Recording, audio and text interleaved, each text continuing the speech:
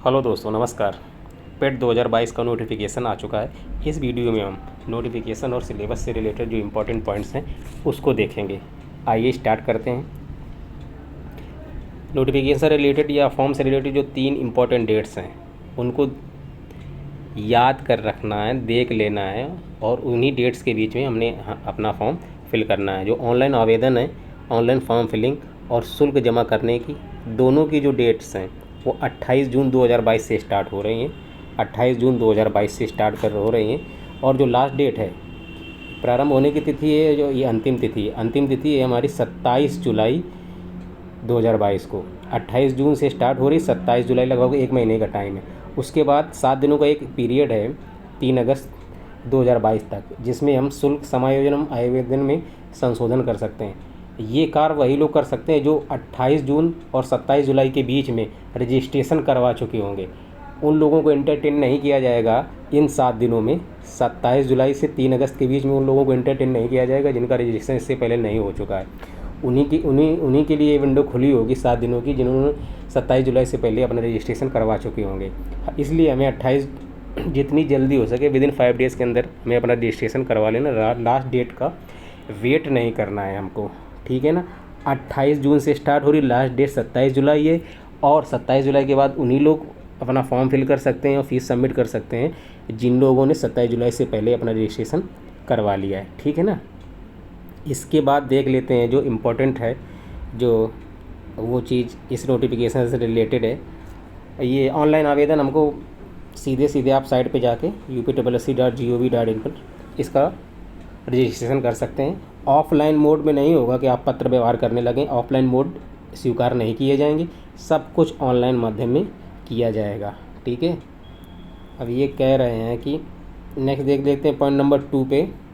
Point number 2 पे कह रहे हैं कि जो प्राइमरी जो पेट है उसकी अनिवार्यता क्या है।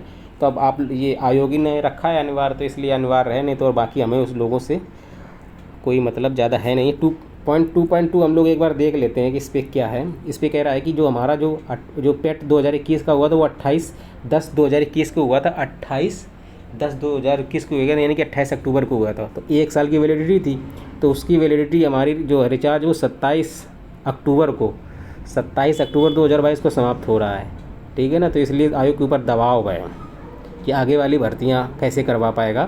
तो इसलिए 27/10/2022 तक के लिए जो हमारा था जो पेट 2021 का वो वैलिड था। अब आगे की भर्तियां कैसी होंगी उसके लिए पेट 2022 किया जाएगा। तो 27 अभी जो हमारा अक्टूबर आएगा, 27 अक्टूबर 2022 तक जितनी भी भर्तियां आएंगी आगे अगले 4 साल, अब जून चल रहा है हमारा, तो जुलाई अगस्त सितंबर अक्टूबर तक जितनी भी भर्तियां आएंगी अभी वो पेट 2021 के थ्रू होंगी। और अक्टूबर के बाद यानी कि 27 अक्टूबर के बाद जो भी नोटिफिकेशन आएगा, जो डिफरेंट डिपार्टमेंट्स के विभिन्न विभागों की जो भर्तियाँ आएंगी, वैकेंसीज आएंगी, अगर ग्रुप सी से रिलेटेड होंगी तो वो पेट 2022 के थ्रू होंगी। अब 8 महीने में काफ़ी झमाझम आयोग ने भर्तियां कर दी, सबको दे दिया है, ज्वाइनिंग लेटर सबको दे चुका है आयोग। तो अगले 4 महीने में उससे ज़्यादा झमाझम नौकरियां दी जाएंगी। तो अगले 4 महीने अभी हैं पेट 2021 की वैलिडिटी के लिए, ठीक है ना। और इस पर और हमको ज़्यादा ध्यान देने की ज़रूरत नहीं, भैया लोगे तो हम फॉर्म भर देंगे, नहीं होगा तो नहीं करेंगे। नेक्स्ट देख लेते हैं हम।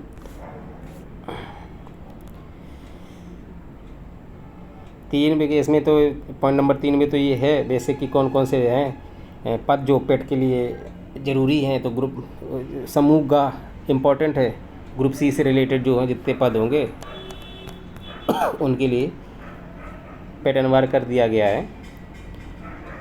और जो भी कोई विभाग अपना अगर आयोग के माध्यम से करवाना चाह रहा है एग्ज़ाम या अपनी भर्ती, तो ग्रुप अगर वो पेट को लागू करता है तो उसके लिए भी पेट अनिवार्य कर दिया जाएगा। नेक्स्ट देख लेते हैं हमारे लिए और क्या है। पॉइंट नंबर 4 जो हमारे लिए सबसे इम्पॉर्टेंट है, फॉर्म फिलिंग करने के लिए आवेदन भरने की प्रक्रिया में 5 कैटेगरीज 5 भागों में उसको डिवाइड किया गया है। कैंडिडेट का रजिस्ट्रेशन, फ़ोटो और हस्ताक्षर का अपलोड, फॉर्म का विवरण, जो आपकी जो एजुकेशन क्वालिफिकेशन और जो अदर डिटेल्स हैं वो फिल करने के लिए, फ़ीस पेमेंट, और लास्ट में ई नंबर पे फॉर्म का प्रिंट आउट भी हमको निकालना है, ठीक है ना। तो नंबर 1 पॉइंट पे देख लेते हैं कि कैंडिडेट का रजिस्ट्रेशन सबसे इम्पॉर्टेंट है। हमको विदिन 5 डेज़ के अंदर जल्दी से जल्दी रजिस्ट्रेशन करवा लेना है, और हो सके तो पूरा फॉर्म हमें कंप्लीट कर लेना है। लास्ट डेट का इंतज़ार नहीं करनी कि साइट में दिक्कत आ जाती है, और उसके बाद कितनी भी मिन्नतें आप करते रहो, जब तक आयोग नहीं चाहेगा आपको आपकी मिन्नतें वो स्वीकार नहीं करेगा। तो हमको जल्दी से जल्दी फॉर्म फिल कर लेना। ऐसा कोई है नहीं कि फॉर्म फिल करने में कोई मिसाइल टेक्नोलॉजी लगती हो। अब फ़ोटो में सिर्फ एक है कि इम्पोर्टेंट है कि फ़ोटो का जो है फ़ोटो का साइज़ हमको रखना है ये 3.5 सेंटीमीटर, और ये है 4.5 सेंटीमीटर। ये ऑनलाइन किसी भी तरीके से आप रिसाइज कर सकते हो इस फ़ोटो को, किसी भी टाइप की आपके पास फ़ोटो हो उसको ऑनलाइन रिसाइज। मोबाइल हम लोग सभी लोग चलाते हैं, इतनी बेसिक टेक्नोलॉजी तो सीख ही सकते हैं। बाकी यूट्यूब चलाते हैं, बाकी चीज़ें कर सकते हैं, तो ये भी कर सकते हैं। कुछ भी डालोगे आपको सब कुछ जानकारी मिल जाएगी। अब व्यक्ति आपकी तटस्थ होनी चाहिए, आंखें खुली और मुंह बंद होनी चाहिए, ठीक है। दर्शन भी बता रहा है यहाँ कि विद्यार्थी को कैसा होना चाहिए। और फ़ोटो पुरानी नहीं होनी, पहचान जो समझ जाएंगे वो लोग कि 6 महीने फ़ोटो पुरानी रखी है, क्योंकि फ़ोटो और हस्ताक्षर हैं दोनों उस तरीके से। इसको अपलोड कर लेंगे हम लोग। नेक्स्ट में है हमारा फोटो और शेष विवरण भरा जाना, बाकी है वो डिक्लेरेशन। वो 5 पॉइंट है, आप उसमें साइट में जाके उसको फॉर्म फिल कर सकते हैं, ठीक है ना। फॉर्म फीस सबमिशन के लिए जैसे हम लोग कैफ़े जाते हैं तो हम लोग डेबिट कार्ड, क्रेडिट कार्ड या ऑनलाइन माध्यम से, इंटरनेट बैंकिंग अगर हो तो SBI की तो उससे कर सकते हैं, नहीं तो डेबिट कार्ड या जिसको हम ATM कार्ड कहते हैं सबके पास होंगे लगभग। जिनके पास नहीं हो तो विनम्रतापूर्वक किसी से मांग के हम लोग फॉर्म की जो फ़ीस है उसको फ़ीस जमा कर सकते हैं, ठीक है ना। तो वही कहा गया कि आप उसके माध्यम से अपना फ़ीस फिल कर सकते हैं, और बाकी इम्पॉर्टेंट इसमें कुछ नहीं।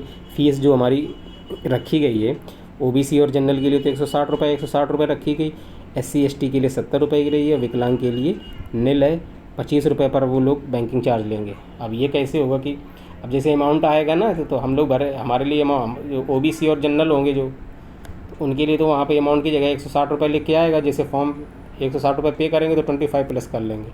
अब जैसे विकलांग जो PH कैटेगरी का होगा, दिव्यांग कैटेगरी का होगा, वो अगर फॉर्म फिलेगा तो अनिल लिख के आएगा 0 रुपये प्लस 25 रुपये उनके चार्ज कर जाएंगे। आपको ये प्रोसेस करना है। जो PH ये नहीं कि हमको अगर हम नील रखी हुई है यहाँ पे PH कैटेगरी के जो हैं स्टूडेंट, अगर उनके लिए नील रखेगी तो इसका मतलब ये नहीं कि आप वो वाला सेक्शन छोड़ देंगे। आपको फॉर्म फिल करके ही आप लास्ट में फॉर्म प्रिंट आउट आपका तभी निकलेगा, और जो बाकी डिटेल्स हैं आप तभी भर सकते हैं।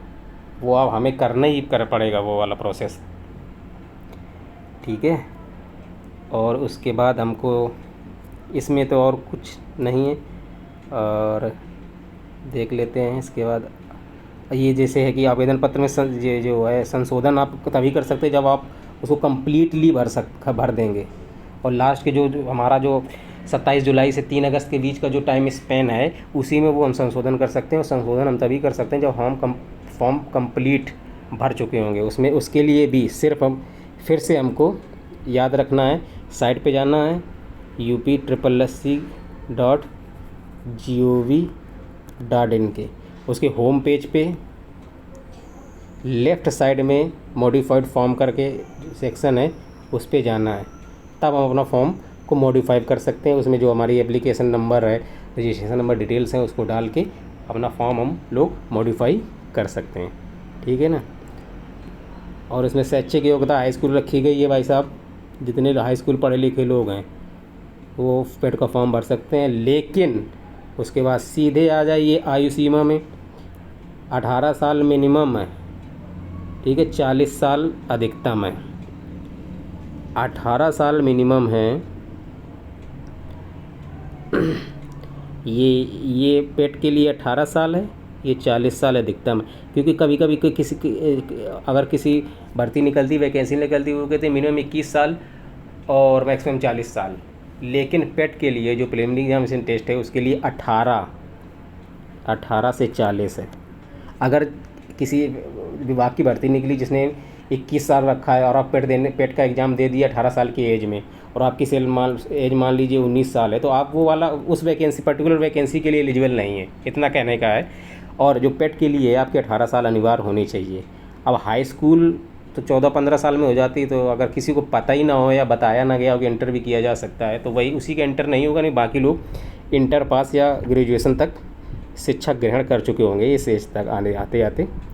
तो इसमें जो मिनिमम एज रखी गई है 18 साल, मैक्सिमम एज रखी गई है 40 साल। और एक इम्पॉर्टेंट चीज़ ये है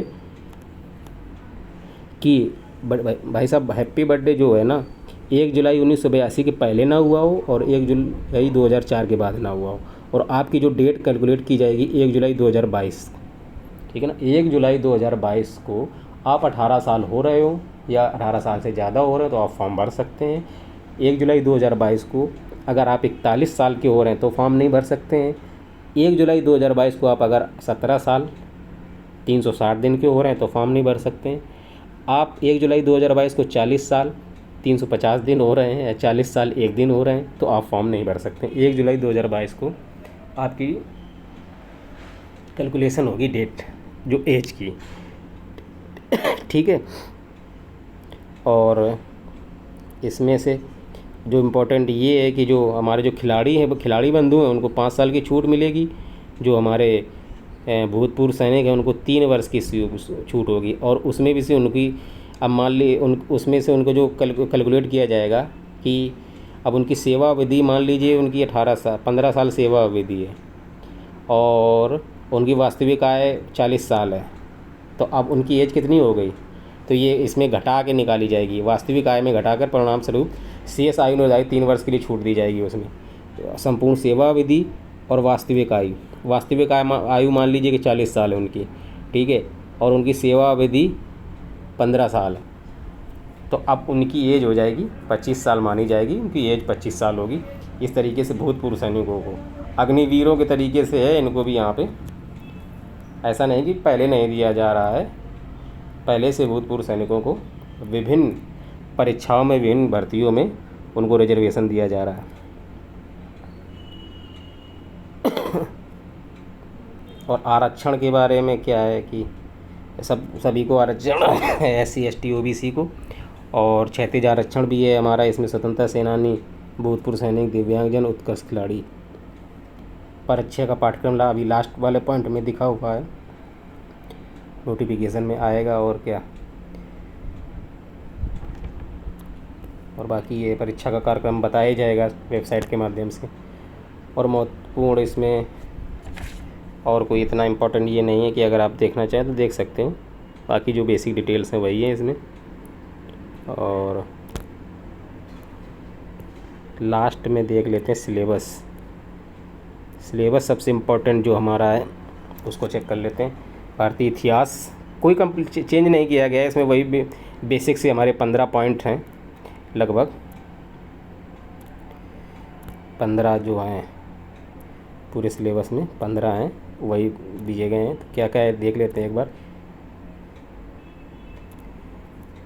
इतिहास है, इतिहास में स्पेसिफिक टॉपिक लिखे हुए सिंधु घाटी सभ्यता, वैदिक संस्कृति, गौतम बुद्ध, जीवनी और शिक्षाएं, जैन धर्म, और मौर्य वंश में सम्राट अशोक लिखा हुआ है स्पेसिफिक बिल्कुल। गुप्त वंश में समुद्रगुप्त, चंद्रगुप्त द्वितीय, हर्षवर्धन, राजपूत काल, सल्तनत काल, मुगल साम्राज्य, मराठा, ब्रिटिश राज का अभ्युदय, ब्रिटिश राज का आर्थिक सामाजिक प्रभाव, भारतीय राष्ट्रीय आंदोलन दूसरा टॉपिक लिखा हुआ है उसी में, ठीक है। भूगोल में और टॉपिक दिए हुए हैं, भारत एवं विश्व का भूगोल, भारत एवं विश्व का भूगोल, उसमें भी नदियाँ एवं नदी घाटी भारत के संदर्भ में और विश्व के संदर्भ में, भूजल संसाधन, पर्वत पहाड़ हिमनद भारत के संदर्भ में, मरुस्थल एवं शुष्क क्षेत्र भारत के संदर्भ में, वन भारत के संबंध में और वैश्विक रूप से, खनिज संसाधन विशेषकर भारत में, इसमें देखो स्पेसिफिक लिख दिया है कि विशेषकर भारत के संदर्भ में, भारत एवं विश्व का राजनीतिक भूगोल, जलवायु तथा मौसम, टाइम जोन, जनसांख्यिकी परिवर्तन, अर्थव्यवस्था से संबंधित एक जो स्पेसिफिक टॉपिक दिए हुए हैं।